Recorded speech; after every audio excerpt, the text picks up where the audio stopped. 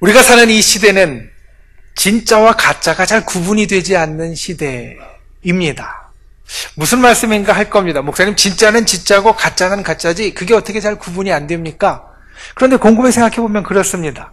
여러분, 음식을 먹다 보면, 우유를 마시거나 과자를 먹다 보면 분명히 내 입에서는 딸기 맛이 나서 딸기라고 했는데 포장지를 보니까 딸기가 아니라 딸기 맛, 딸기 향 이렇게 돼 있는 경우를 심심치 않게 볼 수 있습니다. 분명히 딸기라고 내 입에서는 느꼈는데, 혀에서는 느꼈는데 보니까 딸기 향을 나는 것, 딸기 맛이 나는 것을 더해서 진짜 딸기를 쓰지 않고 그렇게 냈다라는 겁니다. 가짜입니다. 그런데 진짜같이 느껴집니다. 모든 면에서 진짜와 가짜가 잘 구분되지 않는 시대, 그 시대를 우리가 살고 있다라는 겁니다. 그런데 TV 광고를 보니까 한 광고 카피에서 이와 같이 선전하는 것을 보았습니다. 이 커피 진짜다. 어떤 특정 브랜드를 선전하려는 것이 아니라 그 카피에 여러 커피들이 있고 또 어떤 것은 커피 맛을 내는 것이 있지만 이 커피가 진짜다라는 것으로 선전하는 문구였는데 와닿았습니다. 그리고 그것을 보면서 이 생각을 했습니다. 이 시대에 진짜 가짜가 잘 구분되지 않는 시간, 우리에게 있어서, 우리 신앙에 있어서, 우리 믿음에 있어서, 그리고 하나님을 향한 나의 발걸음에 있어서 예수님, 이분이 진짜 왕이다.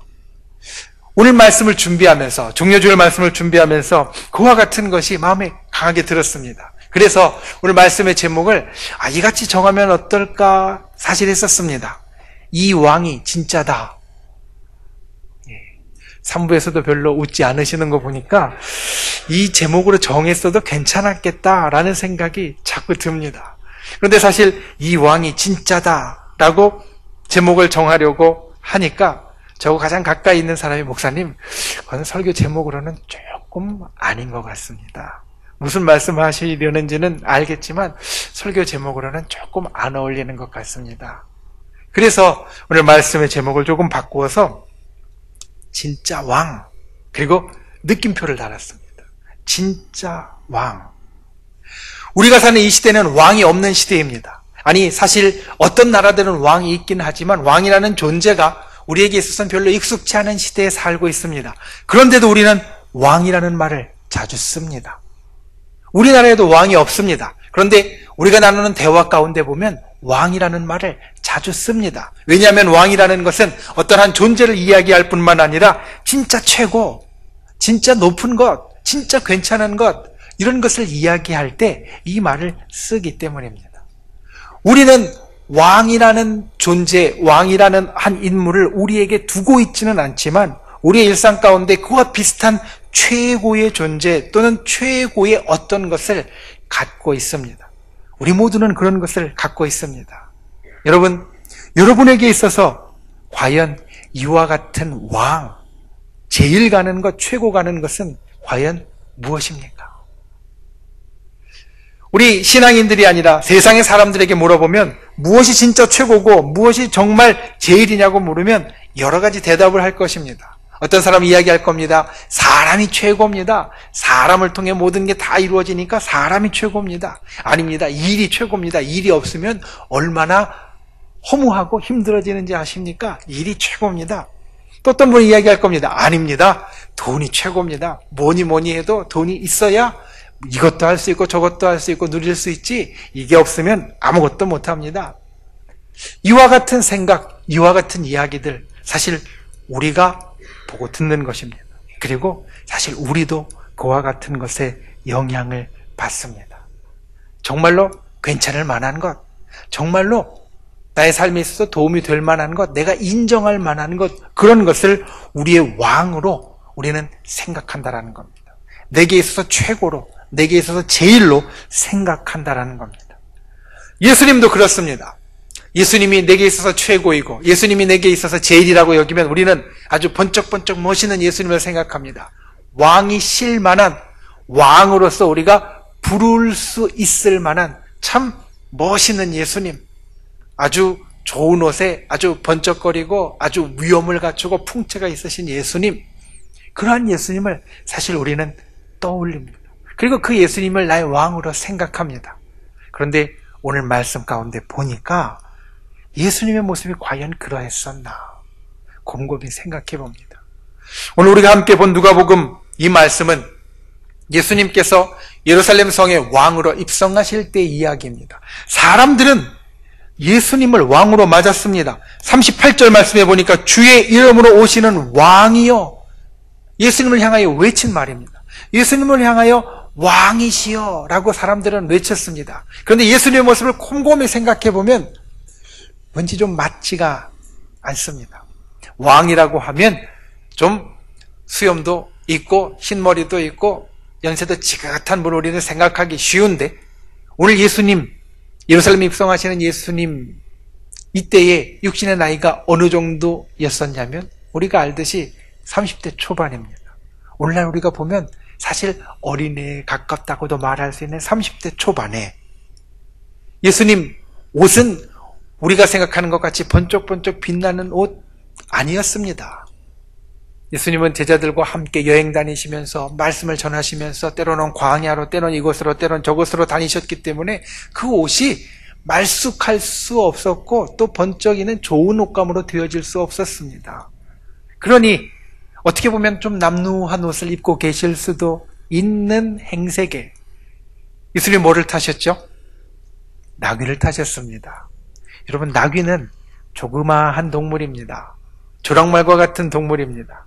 사실 좀 장년 남자, 키가 보통 이상 되는 남자가 나귀를 타면요 발을 쭉 못 핍니다. 왜냐하면 발을 피면 잘못하면 땅에 닿을 수도 있기 때문입니다.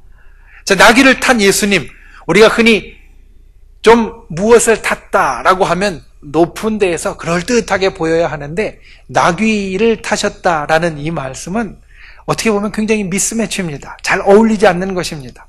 차라리 위풍당당하게 건든 것이 낫지 선 것이나 나귀를 탄 것이나 별 차이도 없는데 어정쩡하게 또 다리가 땅에 끌리지 않도록 벌려서 탄 모습을 생각하면 왕의 풍채에는 사실 잘 맞지 않는 모습, 그 모습이 바로 오늘 이 종려주일에 예루살렘에 입성하시는 예수님의 모습이 된다는 겁니다. 어떻습니까? 한번 그 그림을 그려보십시오. 30대 초반의 젊은이가 옷도 그냥 좀 남루하고 그리고 차라리 안 탄 것만 못할 수도 있는 다리도 쭉 펴지 못하는 조그만 나귀를 타고 왕입네 하면서 예루살렘으로 들어오는 그 모습, 사실 왕으로 인정하기 쉽지 않은 모습입니다. 그런데 이 오늘 예루살렘의 사람들, 예수님을 맞은 사람들은 그 젊고 남루하고 나귀 탄 분을 왕으로 맞았습니다. 주의 이름으로 오시는 왕이요, 이 말씀으로 소리치고 그 예수님을 왕으로 맞았다는 겁니다. 우리 속에 예수 그리스도를 오늘 이 종려주일에 다시 한번 왕으로 맞아야 합니다.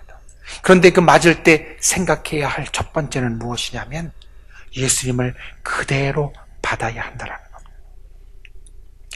주의 이름으로 오시는 왕이요, 이렇게 선포하는 사람들이 어떻게 선포할 수 있었는가? 그 앞에 있는 37절 말씀에 보니까 무리가 이렇게 이야기합니다. 자기들이 본 바대로 선포했다. 자기들이 생각한 바대로 선포한 것이 아니라 자기들이 생각할 때 왕관을 쓰고 아주 풍채도 좋고 나이도 지긋하고 좋은 옷 입고 높은 말, 하얀 말 또는 아주 까만 말 타고 오는 그 왕을 생각하면서 왕이시여 선포한 것이 아니라 자기들이 본 바 그대로, 남루할 수 있지만 왕으로서 어떻게 보면 잘 그 풍채가 맞지 않을 수 있지만 본 바 그대로 예수 그리스도를 왕으로 맞았다라는 겁니다. 우리가 예수 그리스도를 맞을 때 분명히 기억해야 될 것이 이것입니다. 나의 기준으로 예수 그리스도를 맞을 것인가? 아니면 예수님 그분이 우리에게 보여주시는 대로, 다른 말로 바꾸면 예수님의 기준대로 예수 그리스도를 왕으로 맞을 것인가? 여러분은 어떤 기준으로 예수 그리스도를 왕으로 맞으십니까?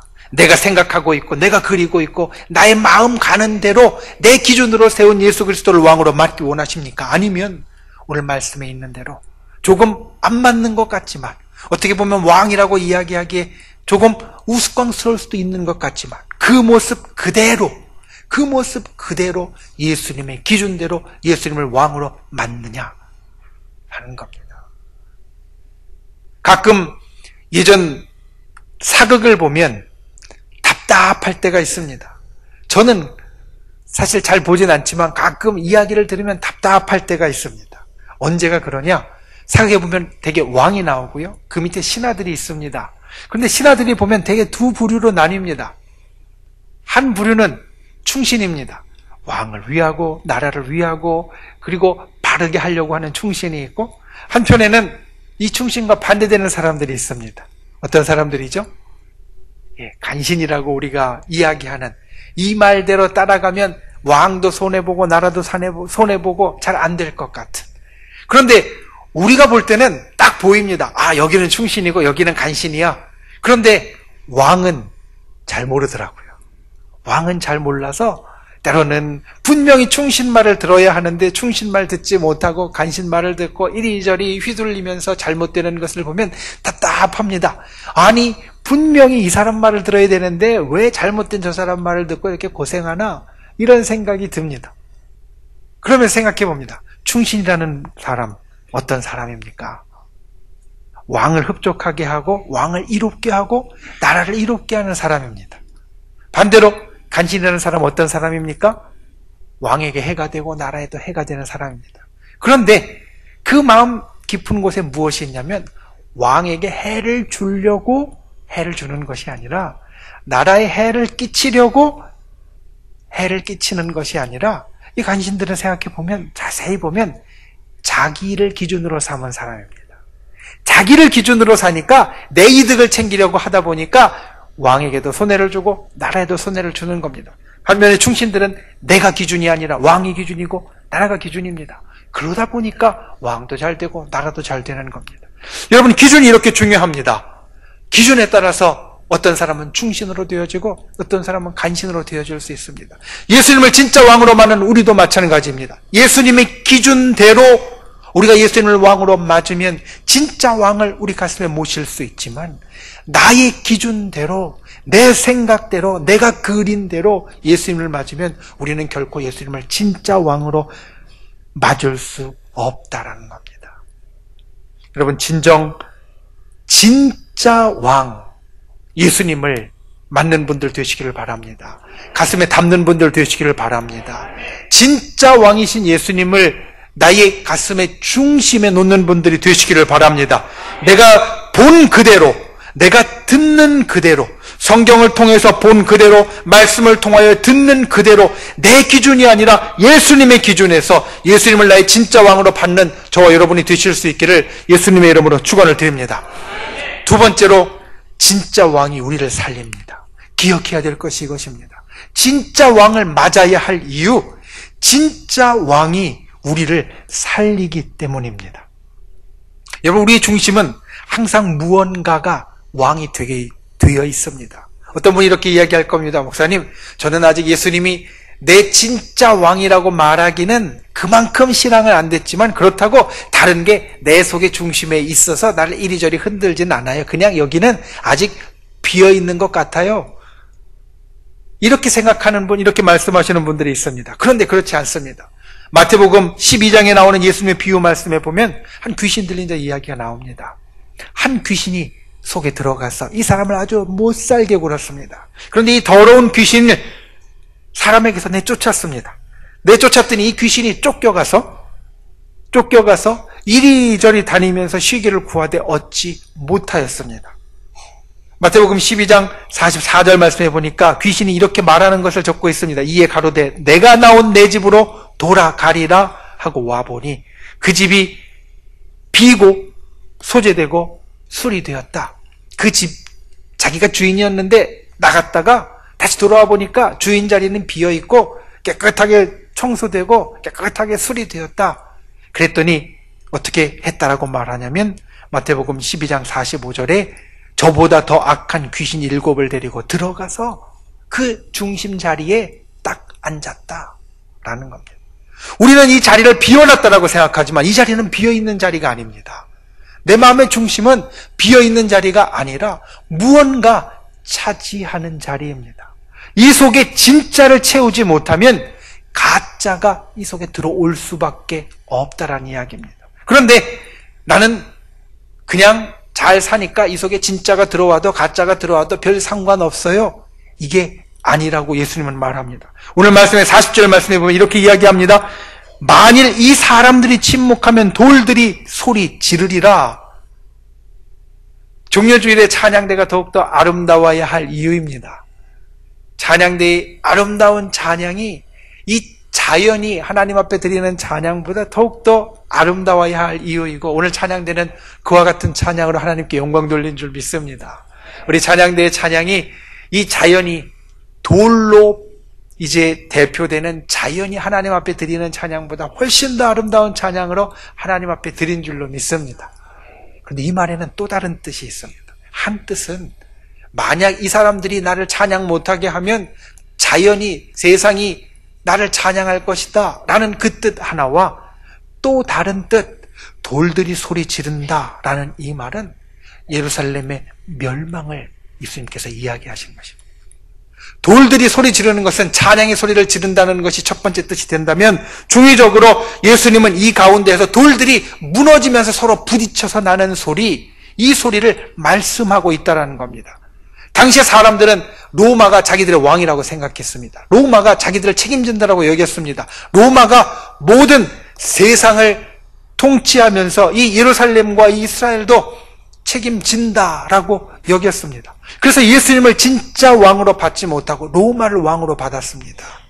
그런데 기원 후 70년, 주후 70년에 어떠한 일이 생겼냐면, 예루살렘이 이 로마에 의해 포위당하고 결국은 성전이 무너지고 성벽이 무너지는 그와 같은 멸망의 역사가 일어났다는 겁니다.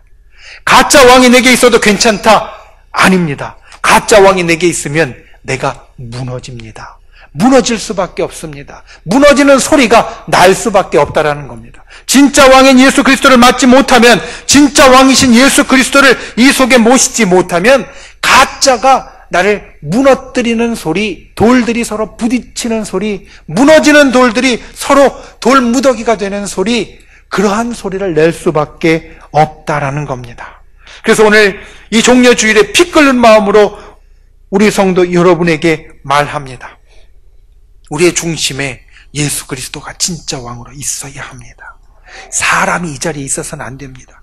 일이 있어 이 자리에 있어서는 안 됩니다. 세상의 재물이 이 자리에 있어서는 안 됩니다. 오직 우리를 살리실 수 있는, 생명의 역사를 일으키실 수 있는 예수 그리스도만이 우리의 중심에 있어야 한다는 겁니다. 그와 같은 귀한 신앙인 예수 그리스도를 이 마음 중심에 모시는 참으로 복된 저와 여러분이 되실 수 있기를 예수님의 이름으로 축원을 드립니다. 내 마음을 가짜가 채우게 되면 그 가짜로 인해 내가 무너질 수밖에 없습니다. 가짜를 지우고 바꿔야 합니다. 때로는 쉽지 않을 수 있습니다. 하지만 해야 됩니다. 살고 싶으면, 나의 삶에 생명의 역사를 일으키고 싶다면 내가 해야 합니다. 가짜를 내보내고 내 중심에 진짜를 두는 분들이 되시기를 바랍니다. 그 진짜가 나에게 일으키는 생명의 역사를 소망하고 기대할 수 있는 저와 여러분이 되기를 주님의 이름으로 축원을 드립니다. 말씀을 맺습니다. 갈라디아서 6장 17절에 보면 사도 바울이 이와 같은 고백을 우리에게 말해주고 있습니다.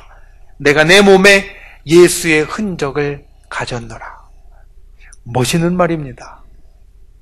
그렇지 않습니까? 내가 내 몸에 예수의 흔적을 가졌노라.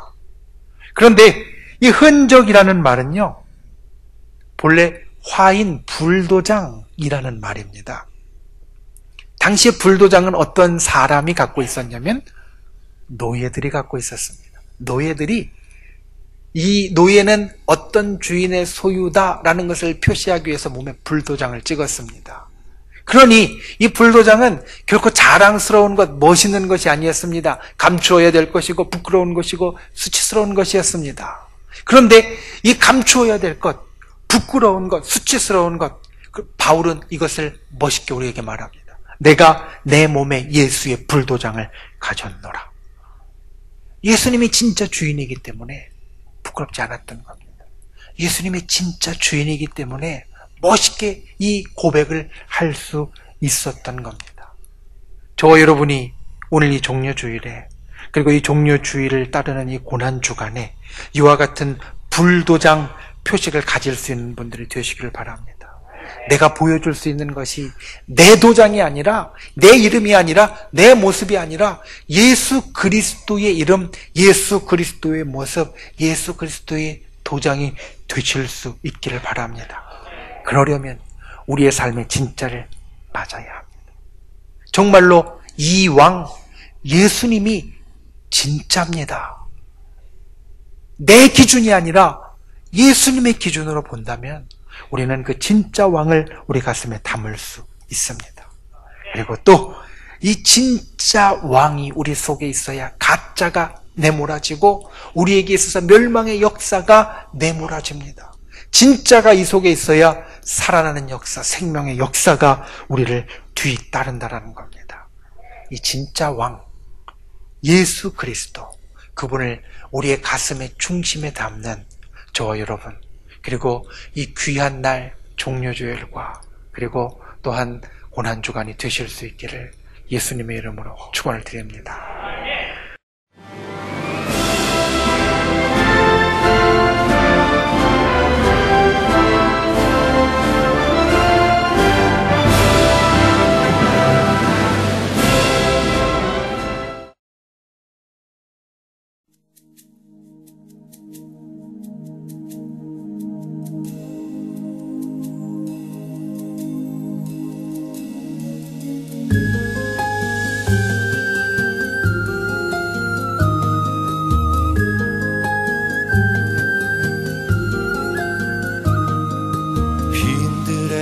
마른 풀같이 시들은 나의 영혼, 주님의 허락한 성령 간절히 기다리네.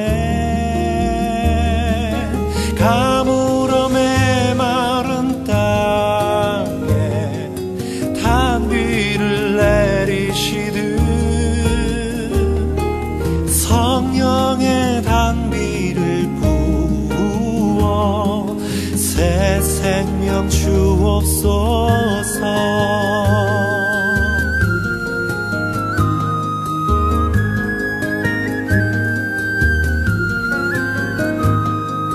반가운 빗소리 들려 산천이 춤을 추네.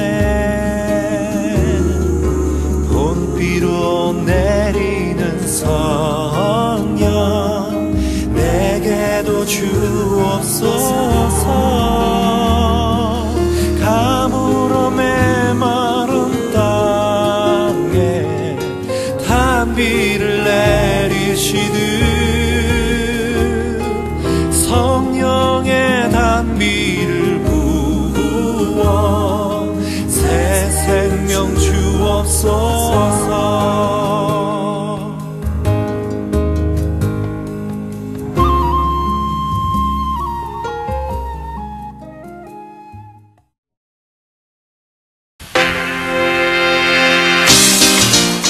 제5회 CBS 전국 청소년 실용음악 콩쿠르가 5월 20일 충청대학교에서 열립니다.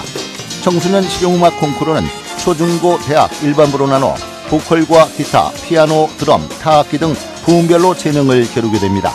대상에는 문화체육관광부 장관상과 상금 500만 원이 주어지며 각 부문별 최우수상에는 100만 원의 상금이 주어집니다. 신청은 5월 1일부터 14일까지며 자세한 사항은 CBS 전국 청소년 실용음악 콩쿠르 홈페이지를 참고하시기 바랍니다. 청소년 여러분의 많은 참가를 바랍니다.